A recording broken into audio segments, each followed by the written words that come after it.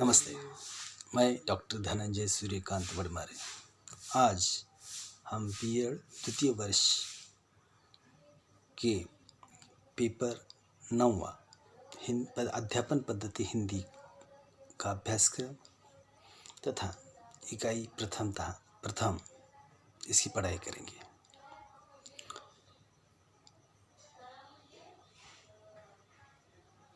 अध्यापन पद्धति हिंदी इकाई 1 व्याकरण की शिक्षा। इसके अंदर 1 2 3 4 5 6 7 8 इस तरह से 8 विभागों में इसे विभाजित किया गया है। नंबर 1 हिंदी मानक वर्तन वर्तनी व मानक गिनती। नंबर 2 विराम चिन्ह ध्वनि विचार। नंबर 3 शब्द की परिभाषा एवं प्रकार स्रोत के आधार पर। नंबर 4 शब्द सिद्धि उपसर्ग प्रत्यय समास एवं संधि। 5 शब्द भेद विकारी एवं अविकारी। 6 वाक्य परिभाषा और प्रकार अर्थ और रचना के आधार पर। नंबर 7 व्याकरण का अर्थ महत्व और उद्देश्य। नंबर 8 व्याकरण शिक्षण की विधियाँ। इकाई 2 गद्य और पद्य शिक्षण। इसमें नंबर 1 गद्य का महत्व, नंबर 2 पद्य का महत्व, नंबर 3 गद्य अध्यापन के अंतर्गत विविध साहित्यिक विधाओं के उद्देश्य, निबंध, कहानी, एकांकिका। नंबर 4 पद्य शिक्षण के उद्देश्य। नंबर 5 गद्य शिक्षण का पाठ नियोजन। नंबर 6 पद्य शिक्षण की विधियाँ और पाठ नियोजन। इकाई 3 रचना शिक्षण। इसके अंदर 1 देखेंगे निबंध लेखन, नंबर 2 कहानी लेखन, नंबर 3 पत्र लेखन, नंबर 4 कल्पना विस्तार, नंबर 5 शब्द, नंबर 5 रचना शिक्षण के उद्देश्य, नंबर 6 रचना शिक्षण की विधियाँ और नंबर 7 रचना के प्रकार। इकाई 4 हिंदी अध्यापक व्यावसायिक विकास। नंबर 1 हिंदी अध्यापन के विशेष गुण। नंबर 2 हिंदी अध्यापन की समस्याएं। नंबर 3 पाठ्यपुस्तक का महत्व तथा आदर्श पाठ्यपुस्तक की विशेषताएं। नंबर 4 हिंदी शिक्षण में दृक् श्राव्य साधनों का महत्व, स्वरूप एवं प्रकार। नंबर 5 हिंदी भाषा विकास के लिए आवश्यक उपक्रम, विविध स्पर्धाएं, भाषिक खेल, नियतकालिक दिन विशेष प्रदर्शनी आदि तथा प्रात्यक्षिक कार्य कोई भी एक। इसमें नंबर 1 संगणक के आधार पर पाठ तैयार करना, नंबर 2 भाषा विकास के लिए उपक्रम और जीवन कौशल्य के लिए उपक्रम, और नंबर 3 माध्यमिक स्तर किसी एक कक्षा के पाठ्यपुस्तक का चिकित्सक परीक्षण। अब यह पूरा अभ्यासक्रम हमने यहाँ देख लिया। अब इसके अंदर इकाई 1 जो है, इसके अंदर हिंदी में व्याकरण शिक्षा के आधार पर नंबर 1 हिंदी मानक वर्तनी व मानक गिनती यहाँ पूछी गई है। इसके अंदर हम देखेंगे कि हिंदी मानक वर्तनी व मानक गिनती के अंतर्गत प्रथम था वर्ण विचार। यह मूल ध्वनि जिसके खंड टुकड़े न हो सके वर्ण कहलाती है, जैसे अ ई उ क ख प म ई। वर्ण संख्या में 48 है। किसी भाषा में प्रयुक्त होने वाले वर्ण समूह को वर्णमाला या लिपि या संज्ञा दी जाती है। हिंदी की लिपि देवनागरी है। हिंदी वर्णमाला के 2 भेद हैं, 2 प्रकार हैं, एक स्वर और एक व्यंजन। अब वर्ण भेद यहाँ हम देखेंगे। वर्ण भेद में एक जो है स्वर। जिन वर्णों का उच्चारण स्वतंत्र रूप से होता हो और जो व्यंजनों के उच्चारण में सहायक हो वे स्वर कहलाते हैं। स्वर संख्या में 11 है। अ आ ई उ रू ए ऐ ओ औ। स्वरों के निम्नलिखित 3 ह्रस्व स्वर। जिन स्वरों को उच्चारण में सामान्य वर्ण के उच्चारण का समय लगता है उन्हें ह्रस्व स्वर या मूल स्वर कहते हैं। हिंदी में स्वर 4 है, अ ई उ और रु। दीर्घ स्वर, जिन स्वरों को उच्चारण में मूल स्वरों से अधिक समय लगता है उन्हें दीर्घ स्वर कहते हैं। हिंदी में दीर्घ स्वर 7 है। आ, ई, उ, ए, ऐ, ओ, औ, और आह का उच्चारण भी दीर्घ स्वरों की तरह होता है। प्लुत स्वर, जिन स्वरों के उच्चारण में दीर्घ स्वरों से भी अधिक समय लगे उन्हें प्लुत स्वर कहते हैं। उनका प्रयोग प्रायः दूसरे से बुलाने में किया जाता है। किसी भी स्वर का उच्चारण प्लुत स्वरों के रूप में किया जा सकता है, जैसे लीला, किंतु आज कल इसका प्रयोग लिखने में नहीं किया जाता। अनुनासिका, जब स्वरों का उच्चारण केवल मुख से किया जाता हो तो उनका रूप वही होता है जो ऊपर दिया जा चुका है, किंतु जब स्वरों का उच्चारण नासिका से भी किया जाता है तो उनके ऊपर चंद्र बिंदु लगाया जाता है। नासिका से ध्वनि निकलने के कारण ये स्वर अनुनासिक कहलाते हैं। अनुनासिका स्वर का चिन्ह चंद्र बिंदु जैसा है।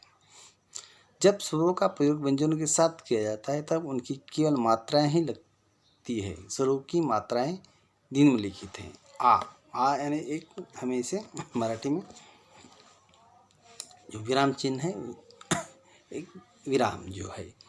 ई,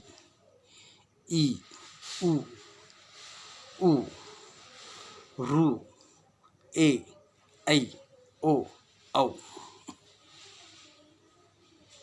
अब इन स्वरों की मात्राएं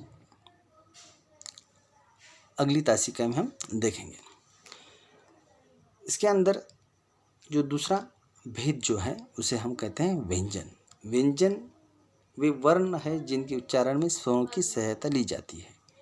व्यंजनों के निम्नलिखित 3 भेद है। स्वर व्यंजन या स्पर्श व्यंजन, इसके निम्नलिखित 5 वर्ग है और हर एक वर्ग में 5 व्यंजन है। हर एक वर्ग का नाम पहले वर्णानुसार रखा गया है। क वर्ग, क, ख, ग, च, ड, य। च वर्ग, च, छ, ज, झ, त्र। ट वर्ग, ट, ठ, ड, ढ, न। त वर्ग, त, थ, द, ध, न। प वर्ग, प, फ, ब, भ, म। अंत्यस्थ व्यंजन ये 4 है। य, र, ल, व। और उष्म व्यंजन ये 4 है। श, व, स, ह। संयुक्त व्यंजन, जैसे तो जहाँ भी 2 अथवा 2 से अधिक व्यंजन एक साथ मिलकर आते हैं उसे संयुक्त व्यंजन कहलाते हैं। परंतु विशेष रूप में लिखे जाने के कारण हमारी देवनागरी लिपि में निम्नलिखित 4 ही संयुक्त व्यंजन हैं जो 2-2 व्यंजनों से मिलकर बने हैं, जैसे क्ष, क अधिक क्ष, त्र, त अधिक र, ञ, ज अधिक त्र, श्र, श अधिक र। वर्णों के उच्चारण 7 मुख के जिस भाग से जिस वर्ण का उच्चारण होता है उसे वर्ण का उच्चारण स्थान कहते हैं। जैसे स्थान वर्ण, अनुवर्णों के नाम। स्थान कंठ, कंठ से अ, आ, क, ख, ग, घ, ञ, ह। विसर्ग, एक वर्णों के नाम में कंठ वर्ण इसे कहलाते हैं। नंबर 2, तालु। ई, च, छ, ज, झ, त्र, य, श। यह वर्ण तालव्य है। नंबर 3, मूर्धा। रु, ट, ठ, ड, ढ, न, र, श। यह वर्ण मूर्धन्य है। दंत, लु, त, ल, त, थ, ध, न, ल, स। यह वर्ण दंत्य है। ओष्ठ्य वर्ण, उ, प, फ, ब, भ, म। यह वर्ण ओष्ठ्य है। कंठतालु, ए, ऐ कंठतालव्य यह वर्ण है। कष्टोष्ठ, ओ, औ। दंतोष्ठ, ब। और नासिका वर्ण ञ, त्र न म, जिसमें अनुस्वार लगाया जाता है। दंतोष्ठ नासिका अनुनासिका वर्णों का नाम है। शब्द विचार यहाँ हम देखेंगे। शब्द विचार देखते समय हमें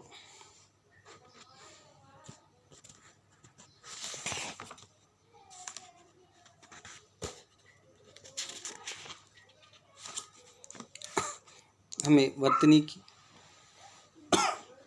में कुछ ध्यान देने योग्य बातें देखेंगे। नंबर 1 अनुनासिका एवं 2 अनुस्वार का सही प्रयोग कैसे किया जाता है। एक एक स्थान पर दूसरे का प्रयोग करने की गलती नहीं करनी चाहिए। ऐसी गलती से अर्थ की बदल अनर्थ होने की संभावना है। हंस और हंस शब्दों में पहले में अनुस्वार अर्धोच्चारित अनुनासिका है। हंस, हंसना क्रिया का आज्ञार्थक रूप है, जिसके विपरीत यदि हाँ अनुस्तरित रूप में लिखा गया तो उसका मतलब होगा हंस पक्षी। नंबर 2, जैसा कि ऊपर कहा गया है, नुक्तों का प्रयोग मराठी में नहीं होता।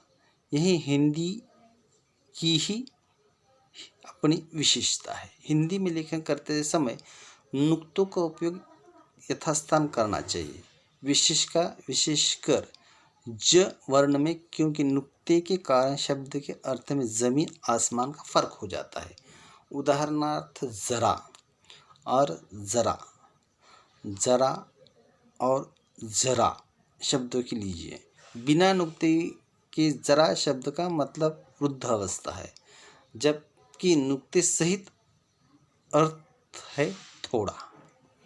हिंदी में ज्ञ का उच्चारण ज्ञ किया जाता है। ग, अर्ध ग और य। हिंदी में ज्ञ का उच्चारण ज्ञ किया जाता है, परंतु वर्तनी के अनुसार उसे ज्ञ ही लिखना चाहिए, ज्ञ नहीं। 6. मराठी कवि, गुरु, शिशु, रवि आदि संस्कृत तत्सम शब्दों के अंत्य वर्ण दीर्घ लिखे जाते हैं, किंतु हिंदी में ह्रस्व लिखे जाते हैं। मराठी में विभक्ति चिन्ह शब्दों के चिन्ह साथ मिलाकर लिखे जाते हैं, किंतु हिंदी में शब्दों से सटकर नहीं बल्कि अलग लिखे जाते हैं। जैसे मुलान्ना मराठी, बालकों को हिंदी में इस तरह से लिखा जाता है। कुछ शब्द हिंदी में मूलतः समान है, परंतु ध्वनि वर्तनी की दृष्टि से भिन्न। ऐसे शब्द हिंदी में सही ढंग से लिखे जाने चाहिए। उदाहरण सिपाही, कागज, मदद, टुकड़ा, हाथ, दूसरा, तीसरा, पानी, शेर, मन, सांप इत्यादि मराठी के शब्द हिंदी में क्रमशः यूँ लिखे जाने चाहिए, जैसे कि सिपाही, कागज, मदद, टुकड़ा, हाथ, दूसरा, तीसरा, पानी, शेर, मन, सांप। ऐसे ही कुछ और शब्दों के उदाहरण इसी अध्याय में अन्यत्र दिए गए हैं। उच्चारण की दृष्टि से हम देखेंगे, जैसे कि पहले कहा है कि हिंदी में वर्णमाला क, ख, ग, ज, फ और ड तथा ढ वर्ण के नुक्ते के साथ में लिखे जाते हैं। उनका उच्चारण ठीक ढंग से करने का अभ्यास होना चाहिए। क, ख, ग, ज और फ वर्णों के नीचे नुक्ते ऐसे शब्दों में लिखे जाते हैं जैसे कि अरबी, फारसी, तुर्की आदि भाषाओं से आए हुए होते हैं, जिनका उच्चारण विशेष ढंग से होता है। क, ख, ग कोमल तालव्य ध्वनियाँ हैं। फ का उच्चारण दंतुष्ट होता है। ज का उच्चारण दांत तथा तालुके के संयोग से होता है। उदाहरण कत्ल, कानून, खराब, गरीब, गायब, जबान, जरूरत, फर्ज, फर्क इत्यादि। ड और ढ के नीचे हमेशा नुक्ता दिया जाता है। अपवाद सिर्फ उन शब्दों का है जिनका आरंभ ड और ढ वर्णों से होता है, अथवा उन वर्णों के पहले कोई अनुनासिका या अनुस्तरित वर्ण आया हो, जैसे लड़का, बाढ़, खंड, पंडित, डर इत्यादि। परंतु वर्तमान व्यवहार में इसकी कड़ाई नहीं बरती जाती। वर्तमान मानक वर्णमाला में जो केंद्रीय हिंदी निदेशालय द्वारा स्वीकृत है और नुक्ता केवल 2 स्वरों के बीच आने वाला ड और ढ के साथ देने और शेष अक्षरों के साथ उक्तों का प्रयोग न करने की हिदायत दी गई है।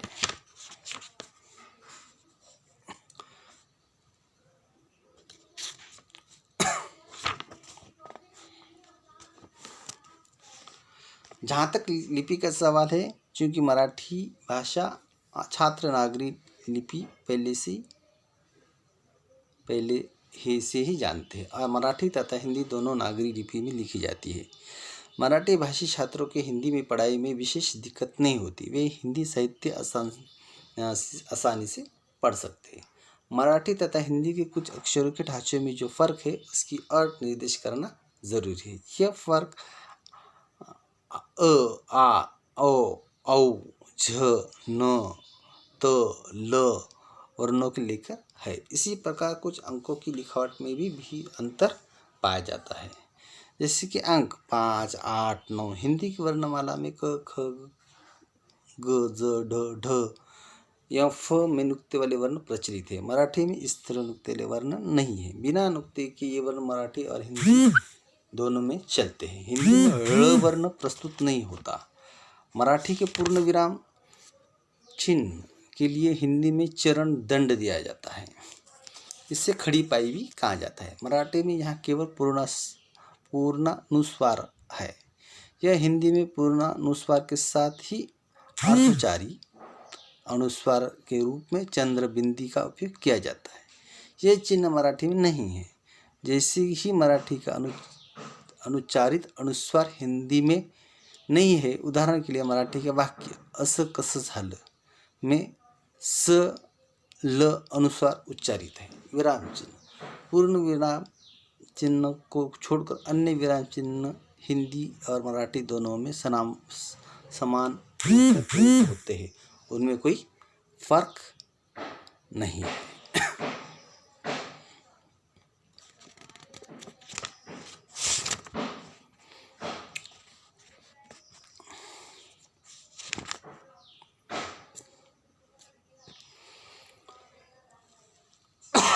इसके आगे हम देखेंगे शब्द विचार।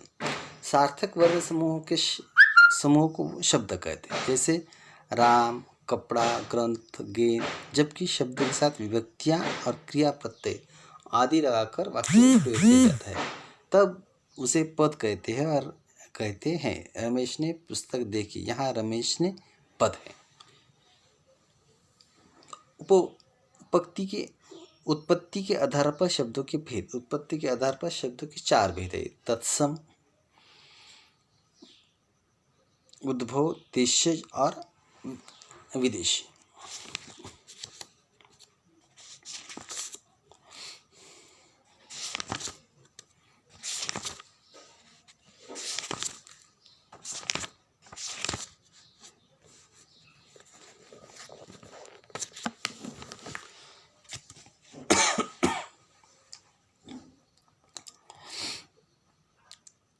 व्याकरण की शिक्षा के अंतर्गत शब्द स्थिति, उसमें उपसर्ग, प्रत्यय, समास एवं संधि यह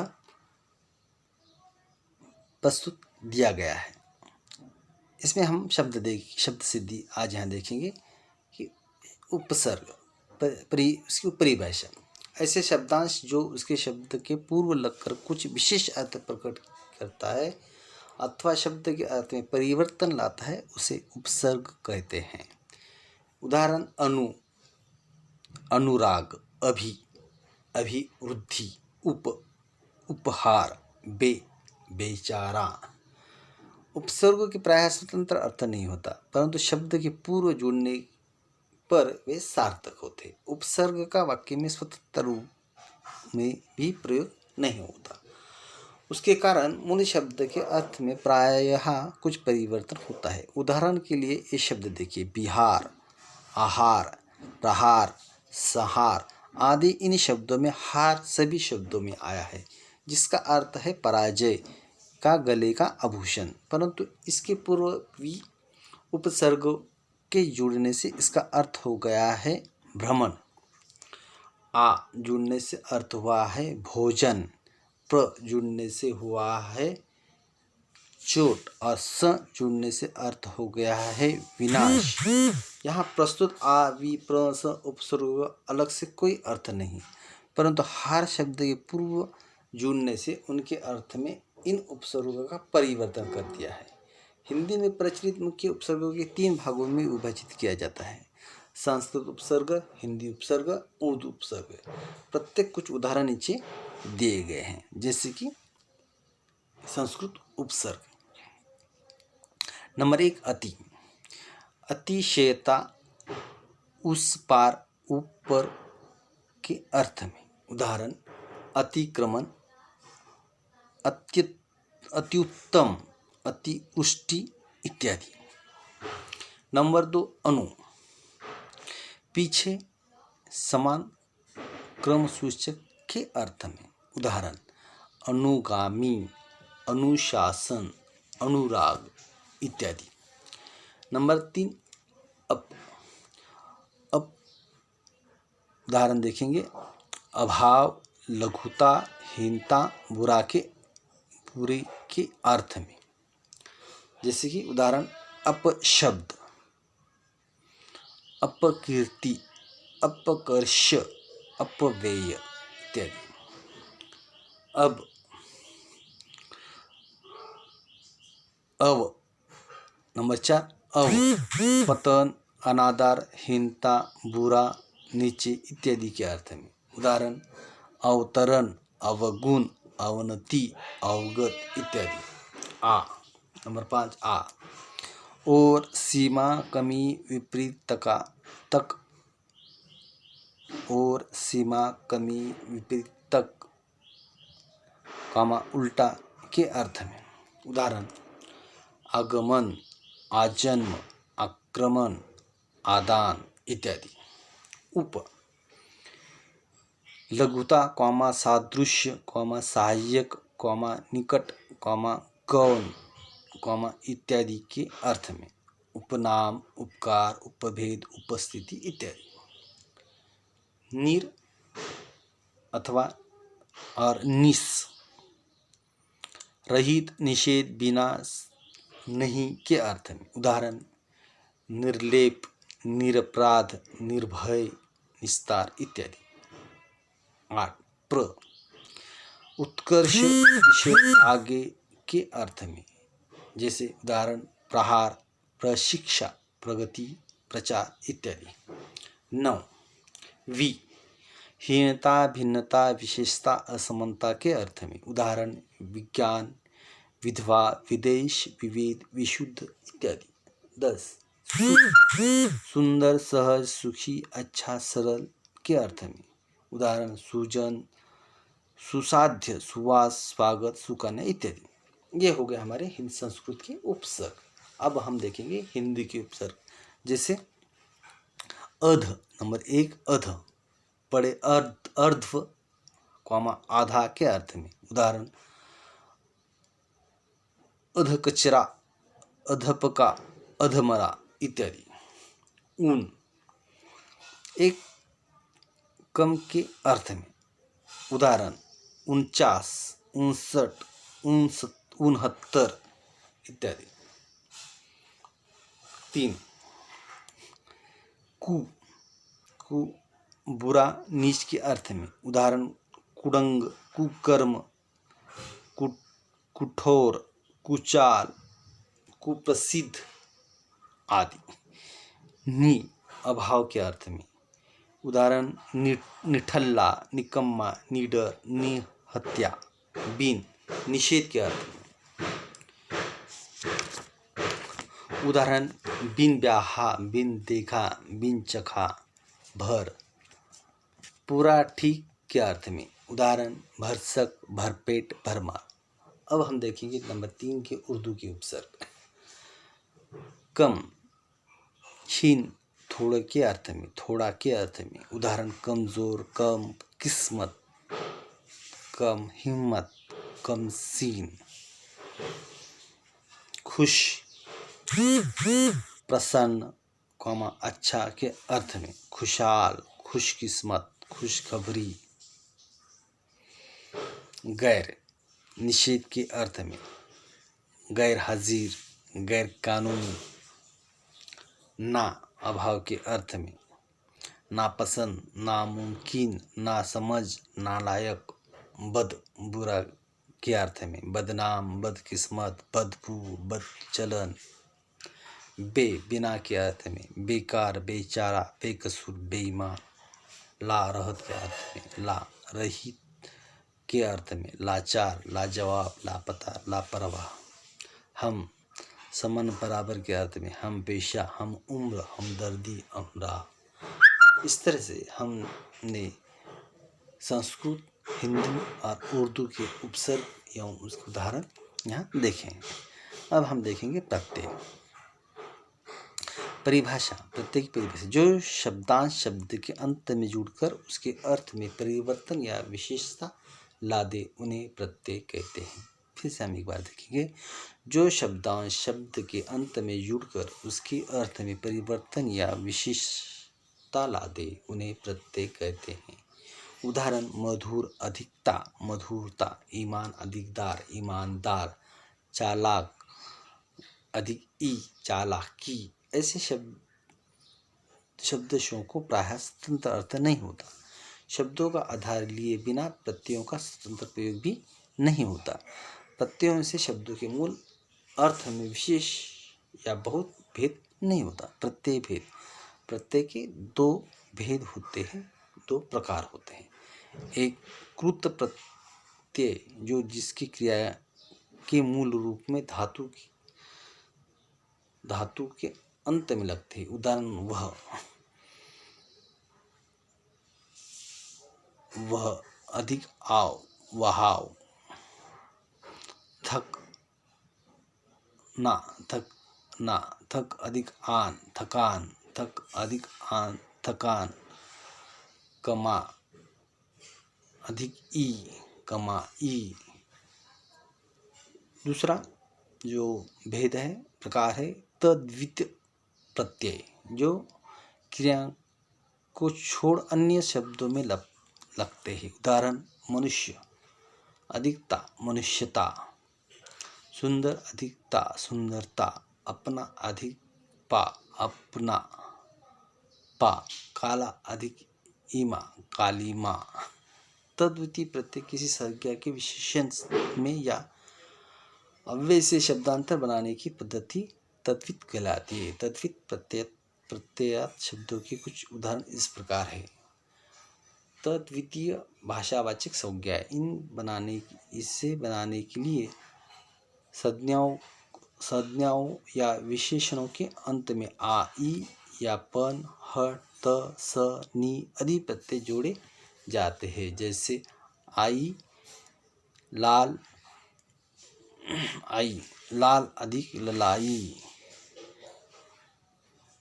मीठा, मिठाई, मीठा अधिक ई, मिठाई। पा, बूढ़ा, बुढ़ापा। मोटा अधिक पा, मोटापा। पन, बच्चा, बचपन। लड़का, लड़कपन। हट, कड़वाहट। हट, चिकनाहट। ईमा अधिक महिमा, अधिक लालिमा। ई, गरीबी, अधिक बुद्धिमानी। गी, ताज़ा, ताजगी। गी, जिंदा, जिंदगी। गी, सादा, सादगी। फिर से हम देखेंगे, हम पहले प्रत्यय देखेंगे। आई, यह लाल में ललाई। मीठा, मिठाई। प्रत्यय पा। बूढ़ा इस शब्द में लिखाएंगे बूढ़ापा। मोटा शब्द में मोटापा। पन, बच्चा शब्द में बचपन। पन, लड़का शब्द में लड़कपन। हट, कड़वा, कड़वाहट। हट, चिकना, चिकनाहट। ईमा, महा इस शब्द में महिमा।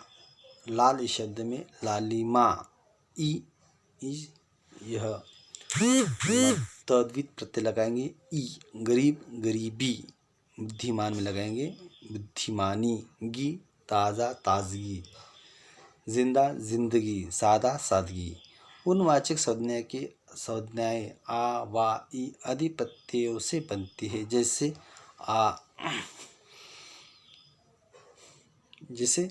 आ पीला पिलुआ, बेटा बिटवा। आ और वा ये जो प्रत्यय हम यहाँ देखेंगे, आ पिला की शब्द के लिए पिलुआ, वा बेटा का बिटवा।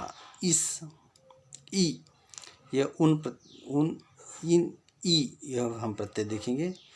रस्सा रस्सी, कटोरा कटोरी, ढोलक ढोलकी। या यह प्रत्यय देखेंगे। बेटा बेटी के लिए बिटियाँ, बूढ़ी के लिए बुढ़ियाँ, लड़की लड़कियाँ। कर्तृत्ववाची संज्ञाएं ये संज्ञाएं और ईमा ई गर ची बाला हारा आदि प्रत्ययों से बनती है, जैसे आर सोना सुनार, लोहा लुहार, कुम्हार। ई या रसोई रसोइया, अड़द अड़तिया। ई तेल तेली।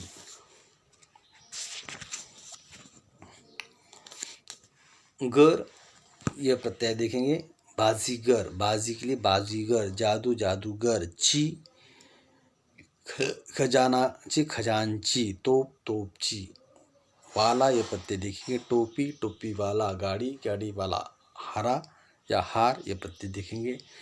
लकड़ी लकड़हारा, पानी पानी पनिहार।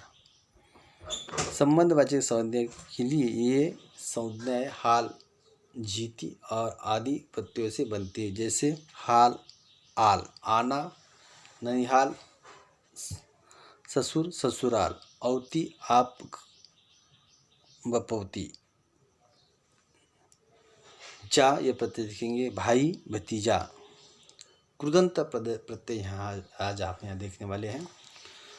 कृदंत प्रत्यय धातुओं के अंत में जुड़ते हैं और इस प्रकार बने हुए शब्द वाक्य में संज्ञा विशेषण तथा अवयव को काम करते हैं, जैसे झगड़ा ना, अधिक आलू झगड़ालू। झगड़ा प्रत्यय लगेंगे ना, अधिक आलू झगड़ालू। पाल प्रत्यय ना क, पालक आदि। इन कृदंत विचार दो प्रकार के किए जाते हैं, अर्थ एवं प्रयोग की दृष्टि से और रूप की दृष्टि से। अर्थ की दृष्टि से कृदंत चार प्रकार के होते हैं: कृतवाचक, कर्मवाचक, करणवाचक और भाववाचक। कृतवाचक जिस प्रत्यय से बने शब्दों का कर्ता कार्य करने वाला हो या बोध हो या कृत्यवाचक प्रत्यय कहलाते हैं। उदाहरण पालना पालना, अधिक क, पालक रखना, अधिक रखवाला। कर्मवाचक जिसे प्रत्यय में इन शब्दों के वाक्य में कर्म की तहत प्रयुक्त हो सकते हैं, अन्य कर्मवाचक प्रत्यय कहलाता है। उदाहरण बिछाना,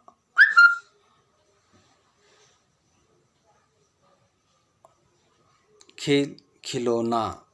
करणवाचक जिस प्रत्यय से क्रिया के साधन करण का बोध होता है वह करणवाचक प्रत्यय कहलाता है, जैसे झाड़ ना ऊ, झाड़ ना ऊ, वह झाड़ू।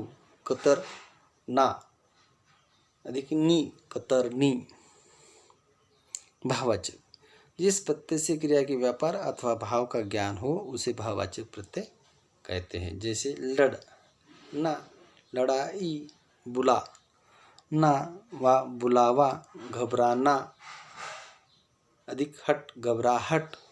ख रूप की दृष्टि से कृदंत के दो भेद हैं: विकारी कृदंत और अविकारी कृदंत।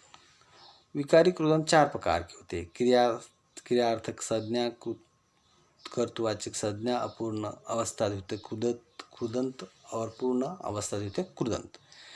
क्रियार्थक संज्ञा धातु के अंत में ना जोड़ने से क्रियार्थक संज्ञा बनती है, जैसे ना, जा अधिक ना, जाना, जिसका प्रयोग संज्ञा और विशेषण के समान होता है, जैसे केवल पुल्लिंग और एक वचन में आती है, जैसे मेरा वहाँ जाना जरूरी है।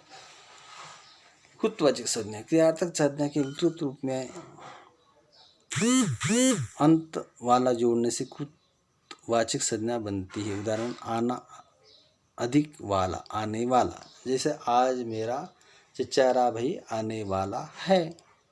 अपूर्ण अवस्था द्योतक कुदत, यह धातु के अंत में जोड़े जैसे बनता है, जैसे वह, ना, बह, ना, अधिकता, बहता पानी साफ रहता है। पूर्ण अवस्था द्योतक कुदत में यह धातु के अंत में आ अथवा या जोड़ने से बनता है, जैसे बोलना अधिक आ, बोला, उदाहरण मैं बोला। खाना अधिक या, खाया, जैसे गोपाल ने आम खाया। अविकार कुदरतें ये 4 प्रकार के होते हैं। पूर्वकालिक कुदरतें, तत्कालिक कुदंत, अपूर्ण क्रियाद्योतक कुदंत, पूर्ण क्रियाद्योतक कुदंत। पूर्णकालिक कुदंत यह धातु के अंत में के करके जोड़ने से बनता है, जैसे खाना अधिक के, खा के, सोचना अधिक सोचकर, खाना अधिक करके, खा कर के। उदा मैं खा के आया हूँ, सोचकर जवाब दो। तत्कालिक कुदंत यह धातु में ते जोड़कर उसके आगे ही जोड़ने से बनता है, जैसे आ अधिक ते अधिक ही, आते ही। उदाहरण प्रधान अध्यापक के आते ही तब सब खड़े हो गए। अपूर्ण क्रियाद्योतक कुदंत इसका रूप धातु में ते जोड़ने से बनता है, किंतु उसके साथ ही प्रत्यय नहीं जोड़ा जाता। जैसे उदाहरण लौट अधिक ते, लौटते, जैसे मुझे घर लौटते देर हो जाएगी। पूर्ण क्रियाद्योतक कुदंत यह पूर्ण अवस्था द्योतक कुदंत विशेषण के अंत आ की ए आदेश करने से बनता है, जैसे हु आ अधिक ए, हु ए। उदाहरण इतनी रात गए तुम क्यों आए। भाववाचक संज्ञा बनाना। भाववाचक संज्ञाएं मुख्य रूप से निम्नलिखित शब्दों की बनाई जाती है संज्ञाओं से, जैसे मनुष्य, मनुष्य, मनुष्यता, लड़का, लड़कपन। ख विशेषणों से, जैसे कड़ा, कड़ाई, काला, कालीमा। जैसे सर्वनामों से, जैसे मम, ममता, निज, निजत्व, सर्व, सर्वस्व। ख घ क्रियाओं से, जैसे सजना, सजावट, पीटना, पिटाई। अवयव शब्द से, समीप, समीपता, पीछे, पीछा। विशेषण बनाना कुछ शब्द मूल रूप में विशेषण होते, किंतु यह विशेषण शब्दों की रचना निम्नलिखित शब्दों से की जाती है, जैसे कि नंबर 1 संज्ञा से, जैसे अर्थ, आर्थिक, श्रद्धा, श्रद्धालु। सर्वनाम से, जैसे वह, वैसा, यह, ऐसा। क्रिया से, जैसा पढ़ना, पढ़ा हुआ। उदाहरण पढ़ा हुआ हिस्सा याद करो। क्रियाएं बनाना क्रियाएं 3 प्रकार के शब्दों से बनाई जाती है, धातु से, जैसे पढ़, पढ़ना, चल, चलना। संज्ञा से, जैसे आलस्य, अलसना, फटकार, फटकारना। विशेषण से, जैसे गरम, गरमाना इत्यादि। विशेष कभी सर्वनाम शब्द से भी क्रिया बनती है, जैसे अपना, अपनाना। अब हम देखेंगे समास। यहाँ हमने उपसर्ग एवं प्रत्यय देखेंगे।